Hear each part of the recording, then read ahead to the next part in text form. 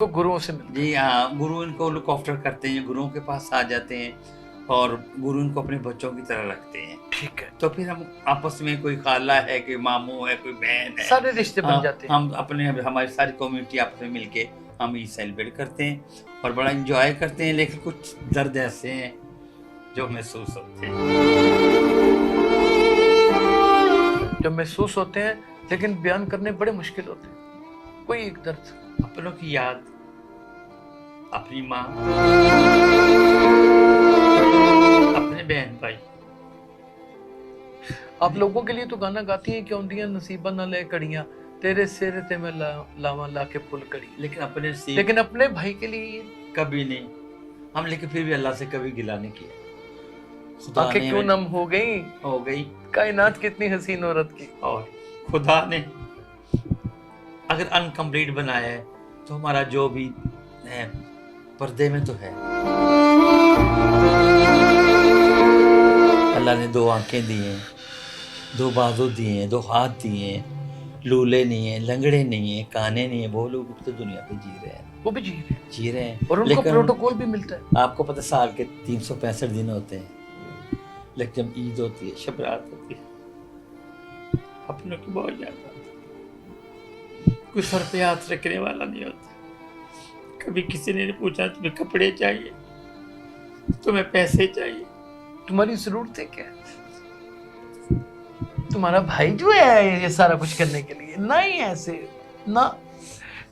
आप देखिए आज अल्लाह ताला ने आपको किस मुकाम पर बैठाया है कि आपको को पूछे या ना पूछे, आप कितने हजारों लोगों को पूछती हैं। मैंने आपके बेगर फाउंडेशन में देखा कि आप छोटी ईद के ऊपर इस तरह राशन तकसीम करती हैं, नए सूट तकसीम करती हैं, चूड़ियां लेके देती हैं, खुद शॉपिंग करवाती हैं। आप बड़ी ईद के ऊपर वच्छे वहाँ पर करती हैं और बड़ी कुर्बानी करती हैं और सबको बड़ी तादाद में गोश्त तकसीम करती हैं। तो अल्लाह ताला ने ये सोच रखा था आशी कि आपको दर्द तो वो दे, लेकिन आप इस दर्द से लोगों के दर्द को अपने अंदर समेट लें।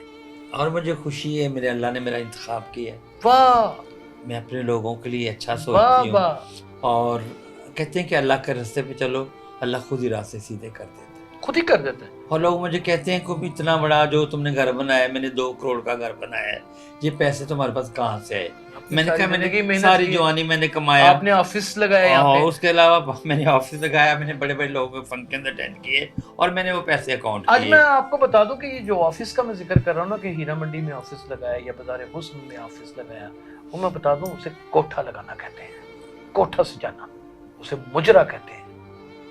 आपको पता है कि तमाशबीन बैठे हों और सजिंदों के सामने नोटों की बुछाड़ हो रही हो और एक इज्जत नफ्स रखने वाली औरत या मर्द के लिए नाचना कितना मुश्किल है, वही दर्द उसके अंदर समाये हैं और उन्हीं के ऊपर वो लटके झटके खा रही है और सामने शायकीन को महसूस कर रही है। ये वो मौत है जो एक बार नहीं आती, ये हर रात आती है। आशी भट्ट ने जिंदगी के 25-30 साल इस मौत का सामना किया है। बिल्कुल ठीक, हम तो हर रात जीते हैं, हर रात मरते हैं। मुझे कुछ लोग कहते हैं कहाँ रहती हो, मैं कहती हूँ जहाँ रातें जागती हैं दिन सोते हैं। आपने एक बड़ी खतरनाक मुझसे बात की थी। मैंने जब फर्स्ट टाइम आपको फ़ोन किया तो मैंने पूछा कि कौन कौन साथ रहता है, तो इन्होंने मुझे रुला दिया। इन्होंने कहा कि हम 6 लोग रहते हैं। मैंने कहा 6 लोग, वो कैसे? कहते एक मैं, 4 दीवारें और एक छत। एक ऐसा शख्स। और लोग मुझसे पूछते हैं कि आपका जनाजा कैसे जाता? मैं कहती हूँ हम तो उसी दिन मर जाते जिस हम पैदा होते हैं। ये जो मेरा क्या सवाल है कि जनाजा ये कैसे जो मेरा ये घर क्या है, फजूल सवाल है? ये मेरा जो घर है मेरे लिए जिंदा कब्र है। लाइट ऑफ हो जाए मैं समझ मेरे ख्याल में तो ये महल है। मैं जिंदा कब्र में दफन हूँ, ना कितने आना ना कितने जाना। आशी, इन मौकों के ऊपर कभी ऐसा नहीं हुआ कि भाइयों का दिल बसीज गया हो और आए हों कि मेरी बहन है या मेरा भाई है, मैं से सीने से लगाऊं, उसकी धड़कन को महसूस मेरा तो दिल चाहता है, लेकिन जब तक अम्मी जिंदा थी। भाइयों का नहीं चाहता। भाई नहीं मिलते हैं, ना कोई बहन मिलती इतना है, पत्थर बस का तो दिल है। इसमें मेरा तो कोई कसूर नहीं। بنانے والے تو اللہ کی ذات ہے, وہ مجھے جانور بھی بنا سکتا بھئی آپ کو اس نے بنا کر ایک ماڈل بھی بنا دیا, لیکن آپ سے وہ کام لے لیے جو پورے مرد نہیں کر سکتے. اب میں نے آپ کو بتایا تھا کہ میں ہائی فائی فیم سے بلونگ کرتی ہوں, میرا باپ پولیٹیشین میں تھا, بالکل, اور بڑا نامی گھر بندہ تھا, میں نام بھی نہیں لے سکتی, میرا بھائی پولیٹیشین میں ہے, میرا ایک بھائی بہت بڑا لائر ہے, اور خود میں کیسٹر سے پڑھی ہوں. میری فیملی نے مجھے ایکسیپٹ ہی نہیں کیا. ہاں جب میں نے میٹرک کیا تو میں نے ریلائز کیا نا میرے میں کوئی کمی ہے, تو پھر ظاہر ہے پھر بھائی تھے, یہ خواجہ سرا محل, خواجہ محلوں میں رہنے والے, خواجہ سا کی ڈیفینیشن ہے محلوں میں رہنے والے. یہ عزت کا نام تو ہمیں انہوں نے دیا 2009 میں افتخار چودھری صاحب نے, اس سے پہلے ہم لوگ کو خسرا, قدرہ, ہجرا, پتہ نہیں کن کن ناموں سے پکارا. آج بھی آپ لوگوں کے اوپر حملے کروا دینے تک کا الزام آ رہا ہے. یہ میں آپ کو بتانا بھول گئی کہ پارٹیشن ہوئے 76 ایئرز ہو گئے ہیں, آج تک کبھی کسی پرائم منسٹر نے ہمارا نام نہیں لیا, اور محترمہ مریم نواز نے وزیر اعلیٰ پنجاب میں ایک سپیچ میں ہمارا نام لے دیا. جی میں ٹرانسجینڈر کے لیے کچھ سوچوں گی, بڑی بات ہے. ابھی انہوں نے کچھ سوچوں گی کہا ہے, تو پہلے ہمارے پہ وہ کھاریاں کا کیس بنا دیا گیا.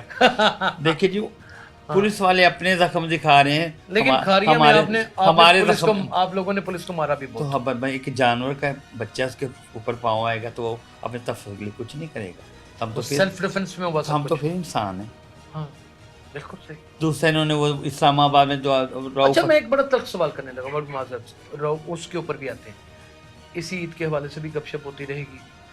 تلخ سوال یہ ہے کہ یار آپ کے لڑنے کا کیا طریقہ کار ہے؟ آپ جہاں لڑنے کے لیے جاتے ہیں خواجہ سرا, سب سے پہلے اپنی قمیض اتارتے ہیں, اس کے بعد اپنی شلوار اتارتے ہیں. تو ہمارے پاس کوئی ہتھیار ہی نہیں ہے. تو یہ کیا ہتھیار ہے؟ ہم تو بے ضرر لوگ ہیں. یعنی کہ کیوں کرتے ہیں شاید آدھی شلوار اتار کے شاید اگلے کو شرم آئے, یہ شرم دلانے کے لیے. ہم لوگ کون سا کوئی کیسی اوتر نے 71 ہم پہ رحم کھاؤ, ہم تو انکمپلیٹ ہیں, ہم بے رحمی نہ کرو, ہم پہ رحم کھاؤ. ہمارے پاس کوئی ہتھیار نہیں, ہمیں کون سا پستول ساتھ لے کے جانا ہے. ایک خواجہ سرا کے پاس بھی ایک نسوانی حسن ہوتا ہے, وہ جب اس کی اس طرح لڑائی کے دوران نمائش کرتا ہے تو وہ بھی تو غلط ہو جاتا نا. اس کے پاس اور ہے کیا بولے, اس کے پاس کچھ ہوتا ہے, وہ گن لے کے جائے گا, وہ گن چلائے گا, وہ پستول چلائے گا, یا تبلا لے کے جائے گا, یا تبلا لے کے, یا باجا لے کے جا, یا پھر ناچنا شروع کر دے گا. تو پھر ظاہر اپنے بچاؤ کے لیے انسان کو کچھ تو کرنا. یعنی کہ یہ آج بھی بات کنفرم ہے کہ خواجہ سرا کو کوئی تحفظ نہیں ہے. نہیں جی کوئی تحفظ نہیں. اکثر نالوں ندیوں میں مارے ہوئے گرے ہوئے لاشیں ملتی ہیں اور وہ خواجہ سرا ہوتے ہیں. اکثر و بیشتر جسم فروشی کا کام کرنے والے خواجہ سرا جو مجبور سڑکوں کے اوپر ہوئے ہیں, ان کو گاڑیوں میں لے جا کر لوگ ان کے اوپر اتنا برہنہ تشدد کرتے ہیں کہ جس کی کوئی میں نظیر آپ کے سامنے پیش کر ہی نہیں سکتا. یہ ٹی وی چلانے کا حوصلہ ہی نہیں رکھتا. یہ خواجہ سرا خدا کی قسم ایک درویش صفت پرسنالٹی ہوتے ہیں, اور کس طرح زندگی بسر کر رہے ہوتے ہیں, اور ان کے ساتھ جڑی تکلیفیں, الجھنیں, کیا الجھنیں ہوتی ہیں بڑی. اس میں کس کا قصور ہے؟ ہماری گورنمنٹ کا قصور ہے. میں آؤٹ آف کنٹری بھی گئی ہوں, وہاں پہ میں نے دیکھا خواجہ صاحب کو یہ عورتوں مطلب کہ شانہ بشانہ کام کر رہے ہیں.